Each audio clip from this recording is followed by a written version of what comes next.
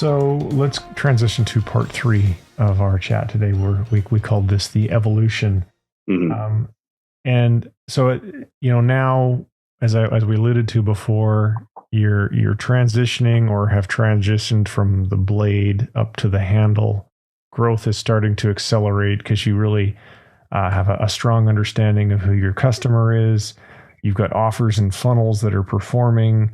You've got logistics. You've got something of a team in place. And of course, now your investors have expectations that you're going to scale like crazy. Mm-hmm. For you as the leader, what does that look like in terms of, how you spend your time, the things that you think about, the areas of focus? Because the things, you can't be running around in the warehouse packing boxes anymore. You can't be the guy making the Facebook ads anymore.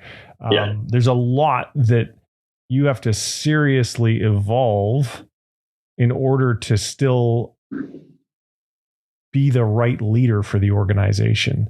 Yeah. So talk to me a little bit about that. Yeah, absolutely.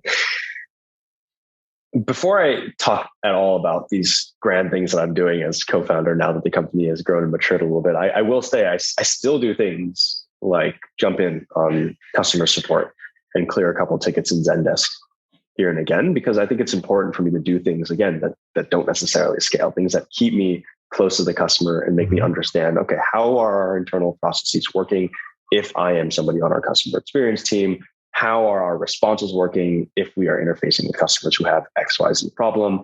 That's still important to me. And I still relish the opportunity to visit a warehouse or a manufacturing facility and see how things get made. In terms of how I'm spending my day now, I spent a lot of time this year thinking about what the future of Gainful could be, what really the ceiling for our company could be, because together with our investors, we're looking to take over the world here. And something that excites me more than I can put into words about the opportunity in front of us for Gainful is that our differentiator, our key innovation is not a single functional ingredient. It's not a dietary trend. We're not the low sugar company. We're not the keto company. We're not the collagen company. There are other companies that have built on those ideas, those platforms, in order to raise many millions of dollars and become billion-dollar exits.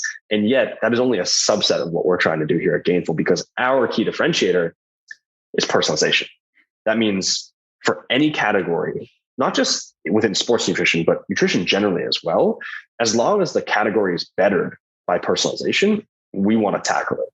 That's why we went from personalized protein powder so gracefully into personalized hydration, personalized pre-workout, creatine, collagen, fiber. These are all on their own billion-dollar categories that we deserve to make better, because our core competency, our key differentiator is personalization and not, say, collagen, right? Mm-hmm. That's what's super exciting to me. And that's something that I've been spending a lot of my time communicating the vision of to everybody at the company, to potential investors, to potential partners, and thinking deeply about how we fit more broadly into this high-performance ecosystem.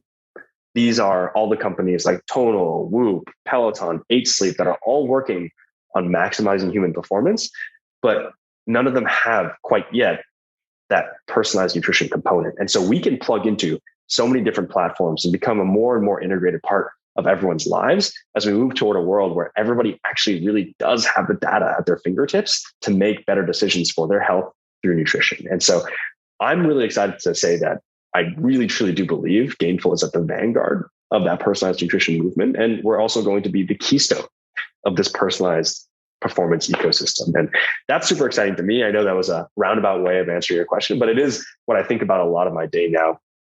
And I structure my day around getting people on board with Gainful that see that vision and understand what needs to be done on the ops side, the growth marketing side, the brand side in order to achieve that vision, but also thinking constantly about what sort of partners we can partner with and what sort of customers we need to go after in order for us to fulfill this vision. Because right now, with how Gainful's performing, it feels like it's ours to lose if we don't take over personalized nutrition.